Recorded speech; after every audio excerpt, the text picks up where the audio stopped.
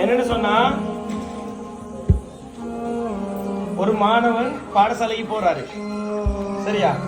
பாடசாலைக்கு போகும்போது இப்ப நீங்க எல்லாம் ஸ்கூலுக்கு போறீங்க தானே? போனா உங்களோட கிளாஸுக்கு தானே நீங்க போவீங்க. நீங்க யாராச்சும் வேறொரு கிளாஸுக்கு போவீங்களா? இல்ல தானே? உங்களோட அந்தந்த கிளாஸுக்கு தான் நீங்க என்ன செய்வீங்க, போவீங்கன்னா. ஆனா இங்க ஒரு மாணவர் என்ன செய்யறாரு, பாடசாலைக்கு போறாரு. ஆனா அவர் அவர வகுப்புக்கு போகாம வேறொரு வகுப்புக்கு போய் நிக்கிறாரு. நின்றுட்டு என்ன செய்யறாருன்னு சொன்னா, உள்ளுக்கு போறாரு. உள்ளுக்கு போனா அது வேற கிளாஸ். உள்ளுக்கு மெஸ் டீச்சர் படிப்பிச்சு நிக்கிறாரு. ரைட்? இவர் உள்ளுக்கு போனதோட என்ன நடக்கும்? பிடிச்ச அடி விழுமா இல்லையா?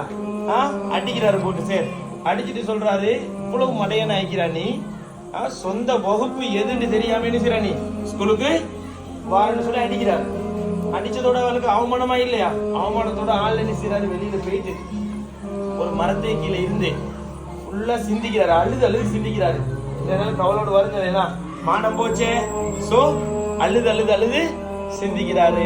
சிந்திக்கிறாரு எப்படின்னு சொன்னா, இவ்வளவுக்கு நான் அவமானப்பட்டுட்டேன். இந்த அவமானத்தை நான் இப்ப என்ன செய்யணும், சரி செய்யணும். அவமானத்தை சரி செய்யணும். அடிச்சது யாரு? ஒரு மெஸ் டீச்சர்.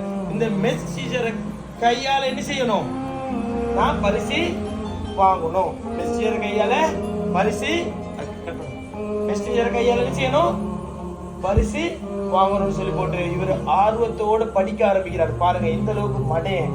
ஒரு மடையன் தானே. ஏன் கண்ட வகுப்பு எதுன்னு தெரியாம வேறொரு வகுப்புல போய் நீக்கிறேன்னு சொன்னா எவ்வளவுக்கு புத்தி குறைவான ஆளாய்க்கணும். அப்ப அவரு படிக்க ஆரம்பிக்கிறாரு. படி படி படின்னு படிச்சு எக்ஸாம்ல மார்க்ஸ் எடுக்கிறாரு. எத்தனை மார்க்ஸ்? 100 மார்க்ஸ் எடுக்கிறாரு. பாருங்க இந்த அளவுக்கு புத்தி குறைவானால், தண்ட வகுப்பு எதுன்னே தெரியாம இருந்தால் எத்தனை மார்க்ஸ் எடுக்கிறாரு? 100 மார்க்ஸ் எடுக்கிறாரு. எடுத்ததோட பாராட்டு விழா நடக்குது அவருக்கு.